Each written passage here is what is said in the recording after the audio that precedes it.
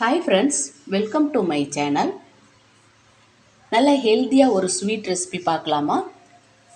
Recipe பார்க்குறதுக்கு முன்னாடி நம்ம சேனல் இப்போ தான் ஃபஸ்ட் டைம் பார்க்குறீங்கன்னா மறக்காமல் சப்ஸ்கிரைப் பண்ணிவிடுங்க. சப்ஸ்கிரைப் பண்ணிவிட்டு கூடவே வர பெல் ஐக்கானையும் ப்ரெஸ் பண்ணி விட்டுடுங்க. அப்படியே லைக் பண்ணிவிடுங்க, ஷேர் பண்ணிவிடுங்க. நிறைய பேர் நம்ம சேனலை சப்ஸ்கிரைப் பண்ணாமலே பார்த்துட்ருக்குறீங்க. சப்ஸ்கிரைப் பண்ணிவிட்டு பாருங்கள். அப்போ தான் நான் போடுற வீடியோ உங்களுக்கு உடனுக்குடனே நோட்டிஃபிகேஷனில் காட்டும். நிறைய யூஸ்ஃபுல்லான வீடியோலாம் நம்ம சேனலில் இருக்குது. மறக்காமல் சப்ஸ்கிரைப் பண்ணிவிட்டு லைக் பண்ணிவிட்டு ஷேர் பண்ணிவிட்டு பாருங்கள். வாங்க வீடியோக்குள்ளே போகலாம். 200 கிராம் கேரட்டை நல்லா கழுவிட்டு மேல் தோலை சீவி எடுத்துருங்க. சீவி எடுத்துட்டு மேல் தோலை சீவி எடுத்ததுக்கப்புறம் நல்ல ஒரு நைஸான ஒரு செத்துக்கட்டையில் வச்சு நல்லா செத்தி எடுத்துக்குங்க. எந்த அளவுக்கு நீங்கள் நைஸாக செத்துறீங்களோ அந்த அளவுக்கு சீக்கிரமாக உங்களுக்கு குக் ஆகி கொடுத்துடும். அதனால் நல்லா நைஸாக இருக்கிற செத்துக்கட்டையில் வச்சு இந்த மாதிரி துருவி எடுத்துக்குங்க.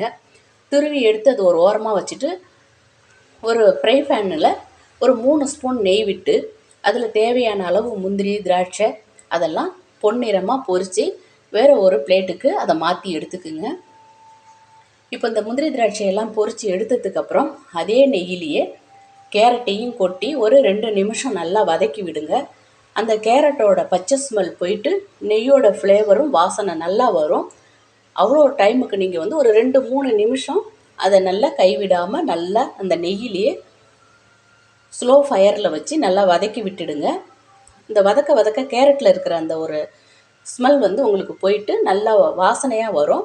அந்த ஸ்டேஜில் நல்லா முழுகிற அளவுக்கு க்ரீமியான பாலாக ஊற்றிக்கிங்க. நம்ம கேரட் எந்த அளவுக்கு நீங்கள் எடுக்கிறீங்களோ அந்த அளவுக்கு நீங்கள் முழுகிற அளவுக்கு பால் எடுத்துக்குங்க. அது கொஞ்சம் நேரம் வேகணும். பால்லேயே உங்களுக்கு கேரட் வேகணும். நல்ல திக்கான க்ரீமியான பாலாக ஊற்றுனீங்கன்னா இதெல்லாம் சின்ன சின்ன விஷயங்கள் இந்த டேஸ்ட்டை உங்களுக்கு எக்ஸ்டெண்ட் பண்ணி கொடுக்கும். நல்லா முழுகிற அளவுக்கு ஊற்றி ஒரு 2 நிமிஷம் கிண்டி விட்டுட்டு ஒரு மூடி போட்டு சிம்மில் வச்சுட்டு அடுப்பை நல்லா குக் பண்ணிவிடுங்க. அதிக தீ வச்சு குக் பண்ணிங்கன்னா கேரட்டு வேகாது, பால் உங்களுக்கு சுண்டிடும். அதனால் சிம்மில் வச்சு நல்லா குக் பண்ணி எடுத்துக்குங்க. பாலும் கேரட்டும் உங்களுக்கு மிங்கிளாகி நல்லா அந்த நெய், பால் எல்லாம் சேர்ந்து நல்லா ஃப்ளேவராக இருக்கும் உங்களுக்கு. நல்லா மூடி போட்டு கிண்டி விட்டு ஒரு 2-3 நிமிஷத்துக்குள்ளேயே உங்களுக்கு வெந்துடும். அதுக்காக தான் நீங்கள் நல்லா நைஸ் துருவரில் வச்சு திருவிக்கிட்டிங்கன்னா உங்களுக்கு ஒரு 5 நிமிஷம் கூட ஆகாது இந்த ஸ்வீட் செய்யறதுக்கு. நீங்கள் பெரிய துருவரில் துருவுனீங்கன்னாக்கா வேகிறதுக்கு ரொம்ப டைம் எடுக்கும். இப்போது நான் அந்த கேரட்டுக்கு தேவையான சுகர் மட்டும் சேர்த்துக்குங்க. நான் இதில் பால்கோவா சேர்த்துருக்கேன். நான் ஸ்வீட் பால்கோவா சேர்த்ததுனால கேரட்டுக்கு மட்டும் தேவையான சுகர் சேர்த்துருக்கேன். நீங்கள் பிளெயின் பால்கோவா எடுக்கிறீங்கன்னா எடுக்கிற குவான்டிட்டிக்கு தகுந்த மாதிரி சுகர் சேர்த்துக்குங்க. நான் கேரட்டுக்கு மட்டும் ஸ்வீட் சேர்த்து ஸ்வீட் பால்கோவா ஒரு 50 கிராம், இப்போ 200 கிராம் துருவின கேரட் எடுக்கிறீங்கன்னா 50 கிராம் பால்கோவா சேர்த்துக்குங்க, போதுமானதாக இருக்கும். ரெண்டையும் சேர்த்து நல்லா மிக்ஸ் பண்ணி கொடுத்து ஒரு 2 ஸ்பூன் நெய் சேர்த்துக்குங்க.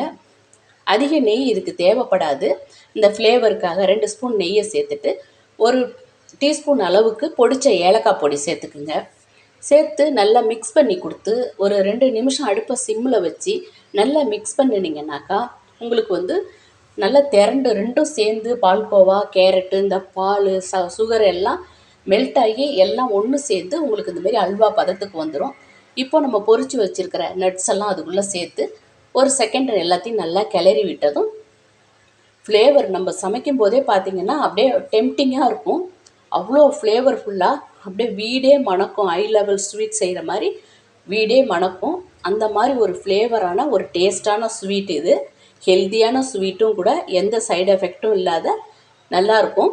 நல்லா ஒரு பார்ட்டி, ஃபங்க்ஷன், கெட் டுகெதர் இந்த மாதிரி விசேஷங்களுக்கு ரொம்ப ஈஸியாக செய்யக்கூடியது. இது வெண்ணிலா ஐஸ்கிரீம் கூட சேர்த்து சுட சுட இதை வச்சு வெண்ணிலா ஐஸ்கிரீம் கூட சேர்த்து சாப்பிட்டிங்கன்னா டேஸ்ட்டு அல்டிமேட்டாக இருக்கும். ட்ரை பண்ணி பாருங்கள். இந்த சம்மரில் வீட்டில் இருக்கிற குழந்தைங்களுக்கு இந்த மாதிரி ஹெல்த்தியாக செஞ்சு கொடுங்க. ஹெல்த்தியான ரெசிபீஸ்லாம் நம்ம சேனலில் நிறையா இருக்குது, செக் பண்ணி பாருங்கள். இது கூட மறக்காமல் வெண்ணிலா ஐஸ்கிரீம் ட்ரை பண்ணி பாருங்கள்.